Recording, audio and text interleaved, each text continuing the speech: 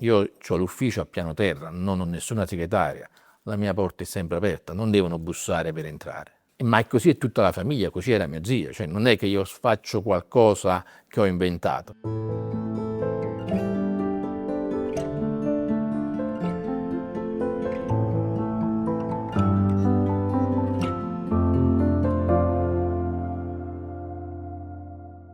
Antonio, buongiorno. Buongiorno, Come stai innanzitutto?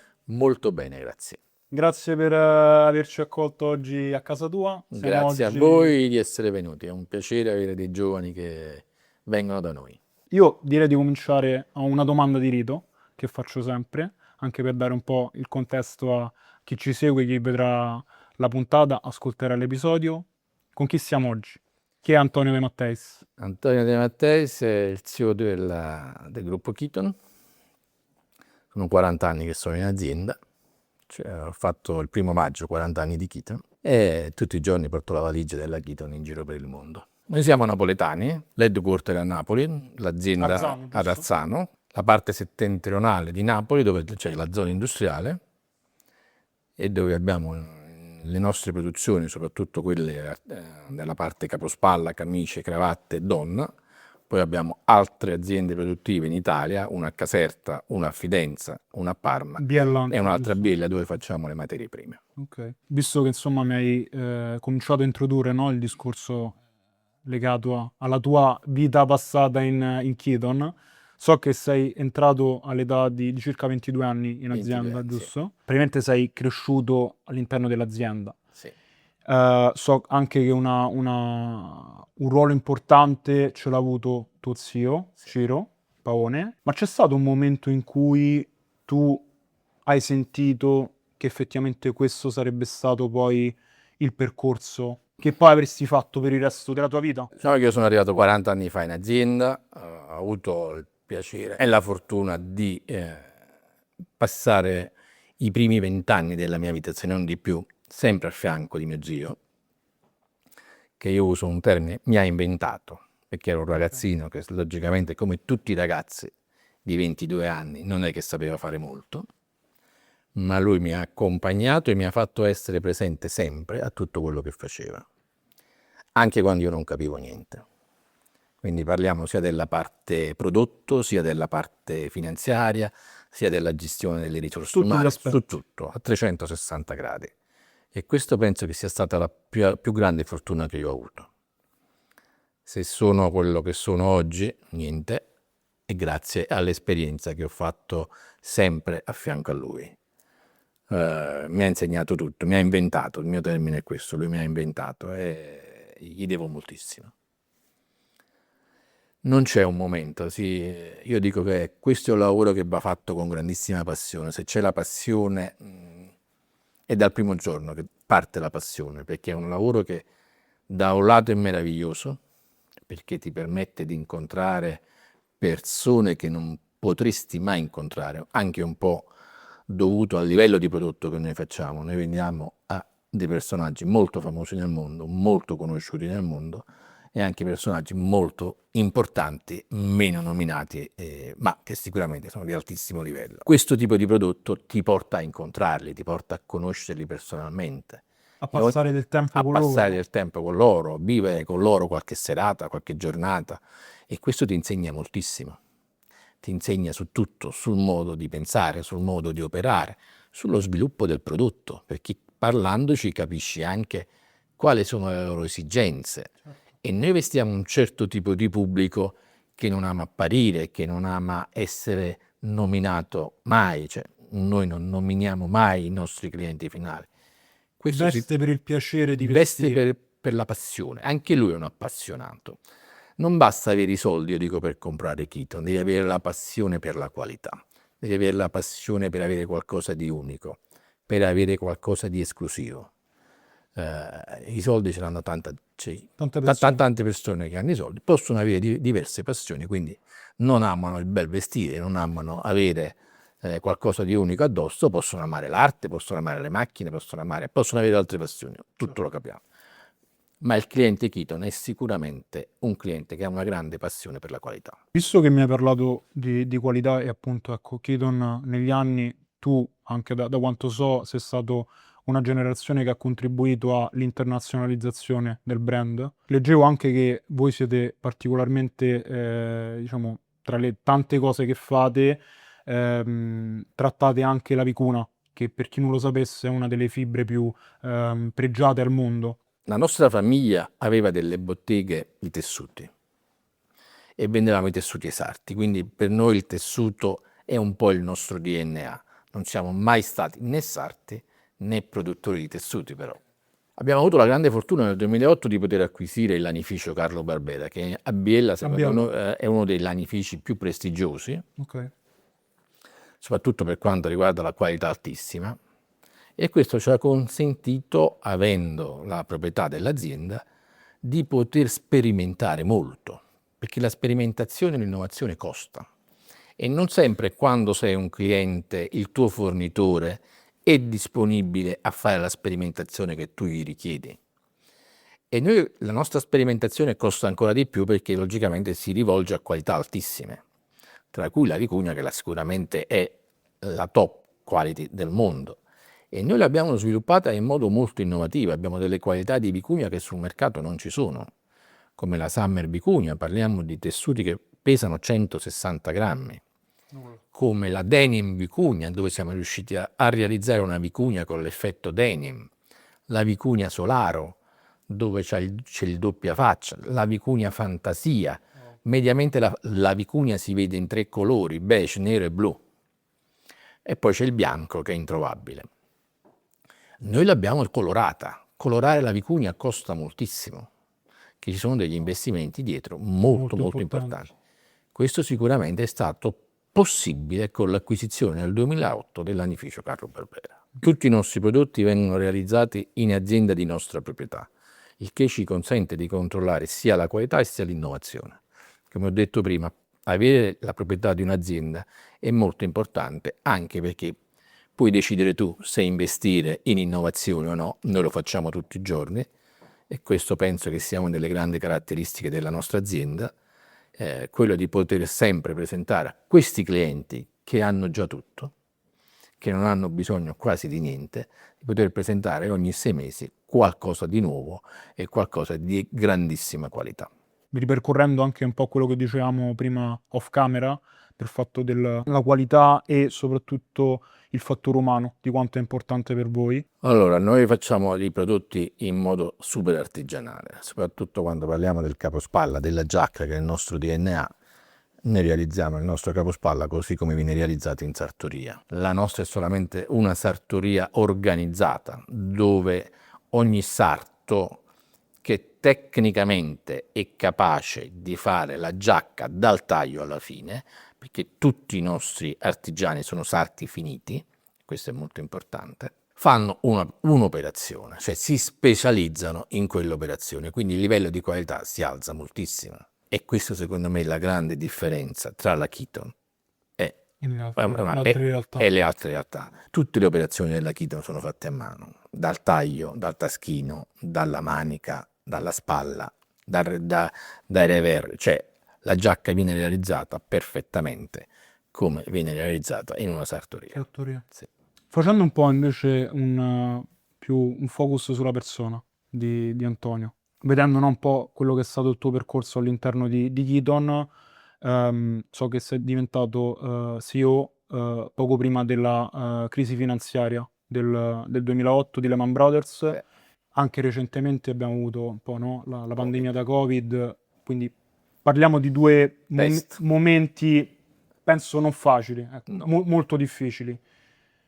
Ti vorrei chiedere quali sono le qualità, non tanto professionali quanto secondo me umane, che un leader deve avere in queste situazioni qua. Cioè affrontare dei momenti così delicati, come si mantiene la barra dritta? Allora, partiamo da un presupposto. La nostra è un'azienda che mio zio ha sempre voluto che fosse un'azienda dove chi lavorava per noi stesse molto bene. Mio zio usava una espressione napoletana che diceva: chi lavora per noi deve avere la capa fresca. La capa fresca viene dai soldi, cioè devono essere tranquilli di poter portare a casa quello che serve.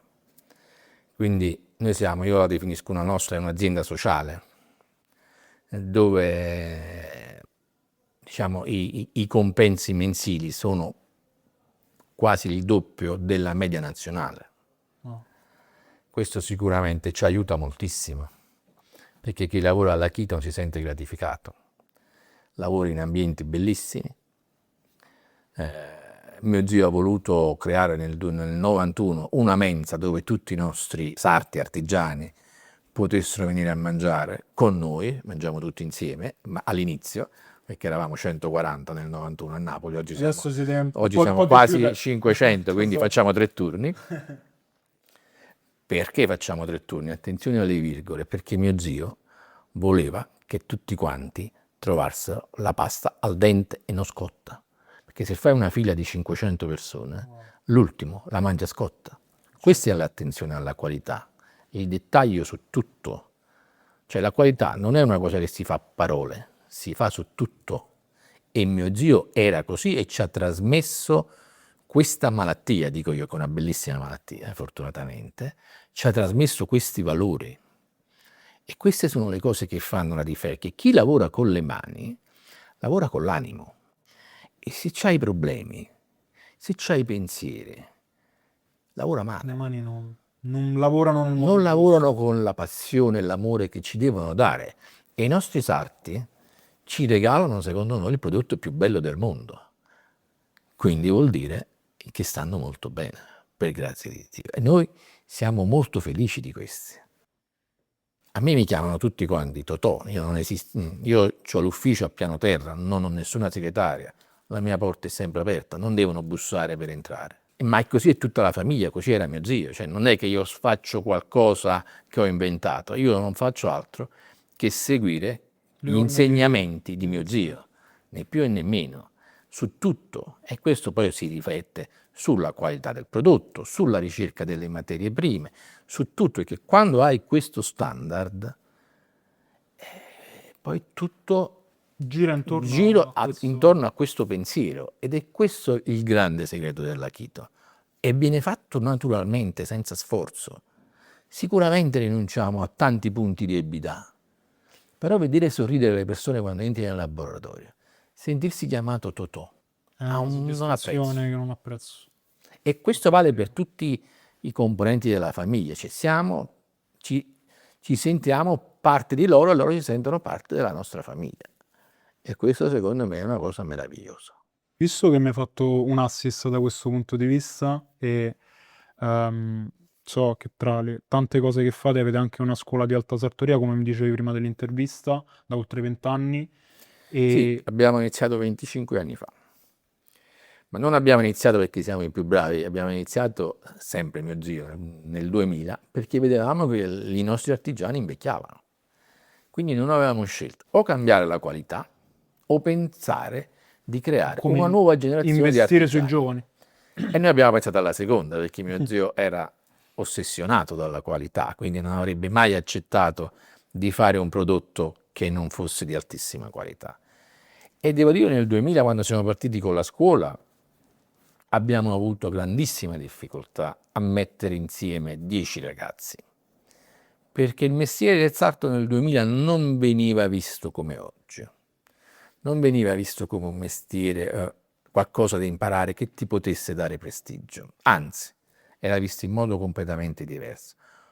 Devo dire che oggi noi, quando facciamo la ricerca per i nuovi corsi, e quest'anno è partito il nuovo corso, dove mediamente abbiamo tra i 20 e i 25 ragazzi, dipende dalle selezioni, abbiamo molto più richieste di quelle che possiamo. Quindi questo ti fa capire come in 25 anni voi giovani avete cambiato il percepito rispetto a dei mestieri.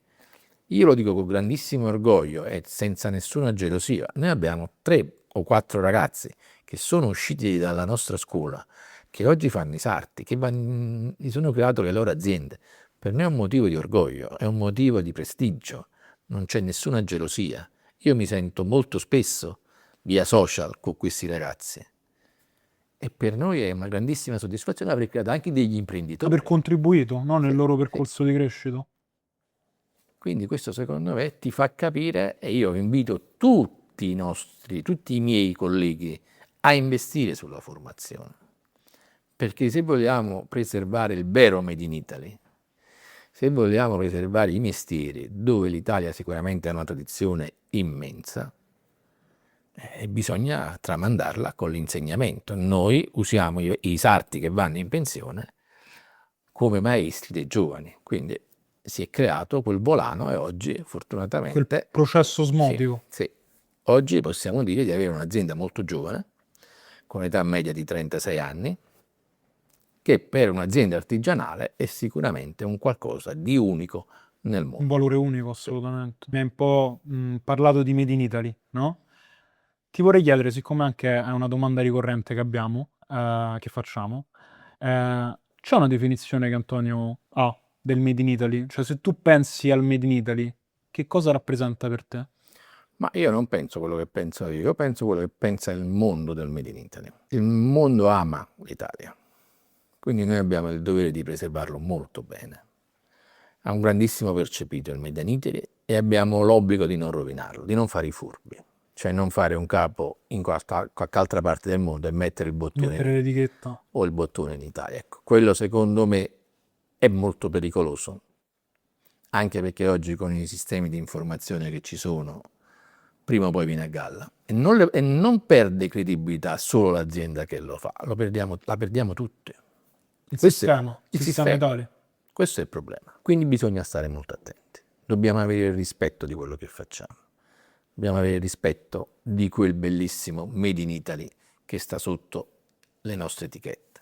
Tornando un po' all'azienda familiare, no? So che siete 5 cugini a gestirla e ovviamente, come ci dicevi anche prima, è un valore, no? Il fatto di avere un'azienda familiare, ma penso è anche, no, delle volte una sfida, perché comunque, sai, come tutte le famiglie, no? Ci sono magari dei diverbi o magari ci sono delle volte in cui non sei completamente allineato. Quindi ti vorrei chiedere com'è lavorare in famiglia. Sei stato molto gentile a dire delle volte, quasi sempre che non siamo allineati, come in tutte le famiglie, credo. Non c'è niente di strano. L'importante è quando, secondo me, che quando si prende una decisione, e le famiglie, secondo me, è la forza delle famiglie, poi si rema tutti nella stessa direzione. Quindi, una volta presa la decisione, e sicuramente si litiga, perché ognuno di noi ha una testa, ognuno di noi ha una visione, ognuno di noi ha le proprie idee, una volta prese le decisioni si va avanti per quella strada.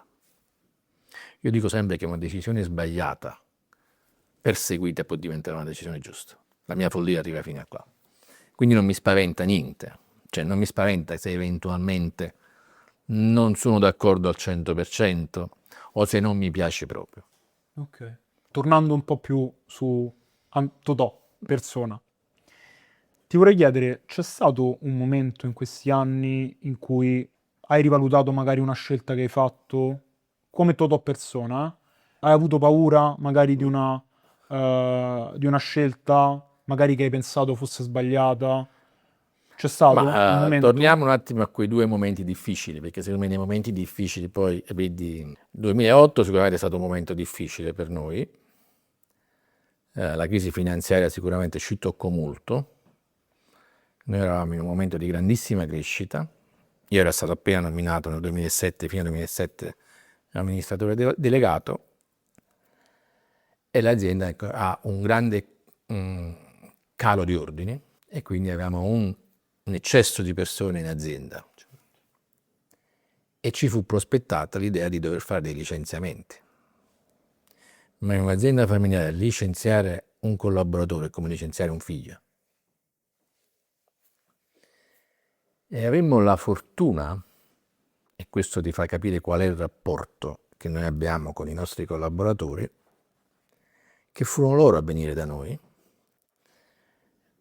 Noi avevamo un comitato interno con il quale parlavamo se c'erano problemi, se c'erano necessità, come in tutte le aziende. Certo. E io mi ricordo benissimo, un pomeriggio un gruppo di loro vennero nel nostro salone e dissero: Totò, ne possiamo lavorare anche gratis, non ci licenziate. E allora decidemmo tutti quanti insieme di lavorare 4 ore al giorno, non licenziamo nessuno.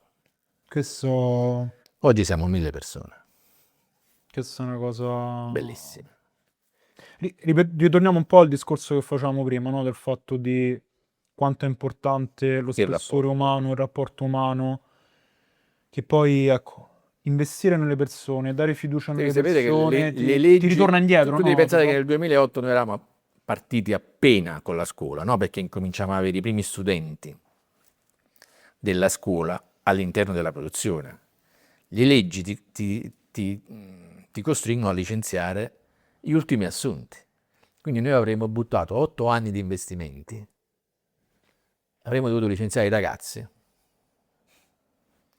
che secondo noi era un delitto enorme perché noi ci avevamo investito, creduto, Capitale ma umano, poi li avevamo illusi, noi non vogliamo illudere mai nessuno.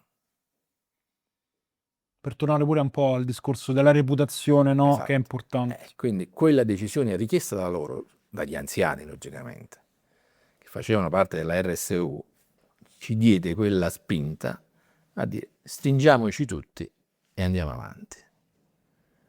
Abbiamo fatto 4 ore, 6 ore, 8 ore e poi gli straordinari. E poi siamo cresciuti. Che bello. Questi sono momenti che non ti dimentichi mai. Io ho quella scena nel nostro salone qua. Meraviglioso. Ti ripeto, è anche un po', no, quello che noi vogliamo fare con questo progetto qua, sottolineare e dare luce non solo alle eccellenze del Made in Italy, Ma ma evidenziare dietro il all'eccellenza c'è lato umano. sempre, in questo caso di mio zio, un pensiero di qualcuno che ha avuto una visione diversa. Io quando incontro grandi imprenditori vedo sempre mio zio, con sfaccettature diverse, ognuno col suo carattere. Io dico che quando parlo con i miei consumatori finali, che sia giapponese, che sia americano, che sia cinese, che sia russo, che sia... alla fine chiama la qualità, più o meno si assomiglia. Chi non ha bisogno di mettersi un vestito per farsi riconoscere ha delle qualità che altri non hanno. Quando entra in un ristorante un nostro cliente, non riconoscono l'abito, riconoscono lui. Questa è la grande differenza. Bellissimo. Chiaro? Invece molti fanno le cose per farle riconoscere. Certo. Ai nostri clienti questo non hanno bisogno di farsi riconoscere. Anzi, Non si vogliono far riconoscere. bravo, ma è impossibile. Chiaro? Io mi ricordo degli episodi quando andavo in macchina con mio zio in Germania, quando entravamo in un ristorante, molto spesso ho sentito dire da qualcuno il signor Keaton, il signor Keaton, il signor Keaton. Non dicevano Ciro Paone, il signor Keaton. E ci stavano ristoranti in Germania dove c'era lo spaghetto alla Keaton. Veramente? Sì, che è lo spaghetto al pomodoro fresco, niente, non pensate. Mio zio era un uomo di una semplicità enorme, quindi c'era lo spaghetto al pomodoro, non lo chiamavano spaghetto al pomodoro, spaghetti alla Keaton. Io vorrei concludere questa bella conversazione con un'ultima domanda, che è anche una domanda di rito, chiedendoti se c'è un aneddoto, un ricordo, un incontro di questi anni che tu porti nel cuore e che vuoi condividere con noi. Ma sicuramente io porto nel cuore questi viaggi immensi e lunghissimi che facevo in macchina con mio zio. A me, i miei figli e tutti i miei collaboratori mi tacciono che parlo molto poco. Mio zio non diceva neanche una parola facendo Napoli-Hamburgo, Napoli-Scozia in macchina, quindi dovevi solo guardare e capire cosa pensava.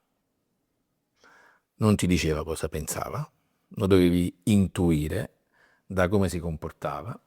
Aveva 2 richieste al giorno: dove ci fermiamo a mangiare, perché per lui il cibo è sempre stato Fondamentale. importantissimo. Il benessere della mente parte dallo stomaco, secondo lui, e io lo condivido. A mangiare, si vede. E quindi, ma mangiare bene, semplice. Ecco, anche qui seguo la filosofia di mio zio. Un panino con la mortadella buona, anziché andare a mangiare male da qualche parte. C'era una frase che lui diceva sempre: il cliente quando va al ristorante, se mangia bene, dimentica il prezzo e ricorda la qualità. Se mangia male e paga €1, gli fa male lo stomaco e non torna più in quel ristorante. Chiaro? E questo è su tutto, su tutti i prodotti del mondo. Totò, io ti ringrazio Grazie per a questa voi. bella chiacchierata e abbiamo Grazie e finito. complimenti.